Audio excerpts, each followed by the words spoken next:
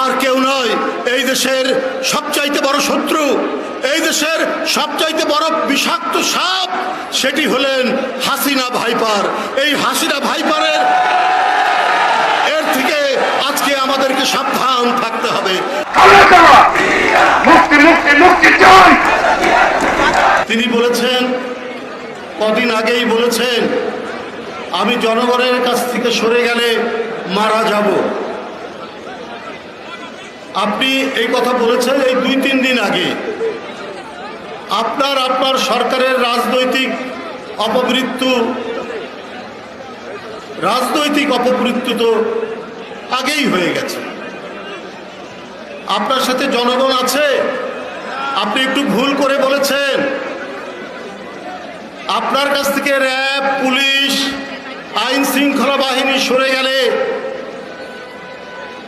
আপনি আর ক্ষমতার মসনদে থাকতে পারবেন না।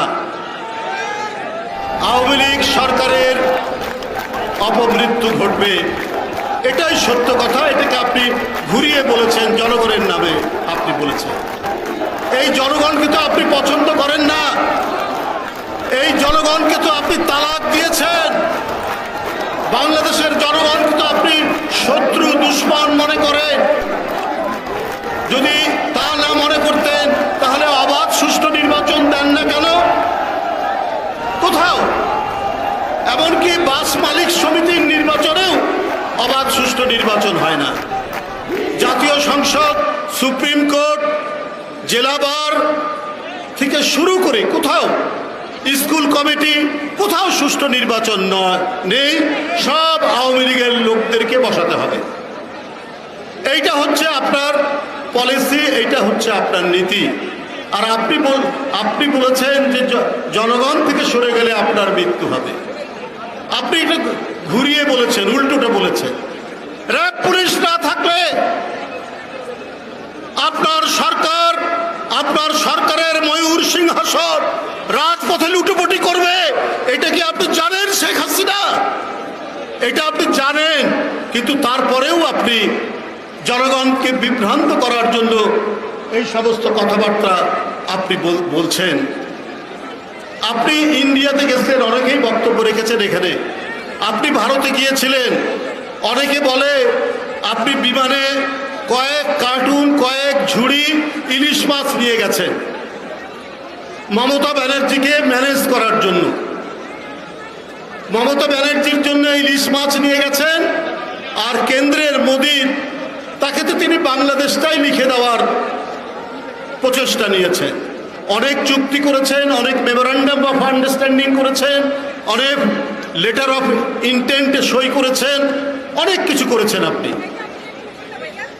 কেন করেছেন এইটা আমরা জানি, যে আপনার অবৈধ নির্বাচন, 7ই জানুয়ারির ডামি নির্বাচন, আপনার 30শে ডিসেম্বরের নির্বাচন, আগের রাত্রে হয়ে যাওয়া প্রত্যেকটি অবৈধ নির্বাচন, প্রত্যেকটি অগণতান্ত্রিক নির্বাচন, প্রত্যেকটি জনগণকে বন্দী করার নির্বাচন আপনি করেছেন।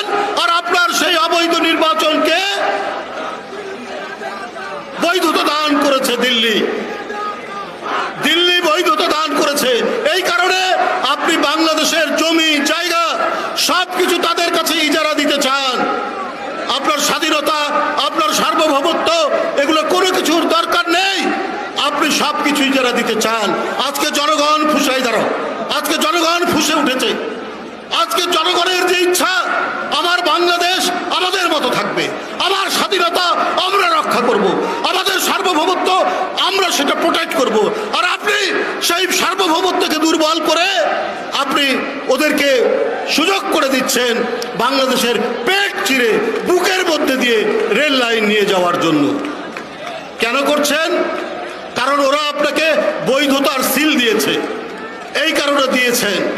বন্ধুরা আমার, যারা আমাদের পানি দেয় না, যারা আমাদের সীমান্তে লোক হত্যা করে, যারা আমাদের এখানে পেঁয়াজের দাম বেড়ে গেলে পরে ভারতে পেঁয়াজ রপ্তানি বন্ধ করে দেয় বাংলাদেশে, তারা আপনার বন্ধু হতে পারে, কিন্তু বাংলাদেশের জনগণের বন্ধু নয়।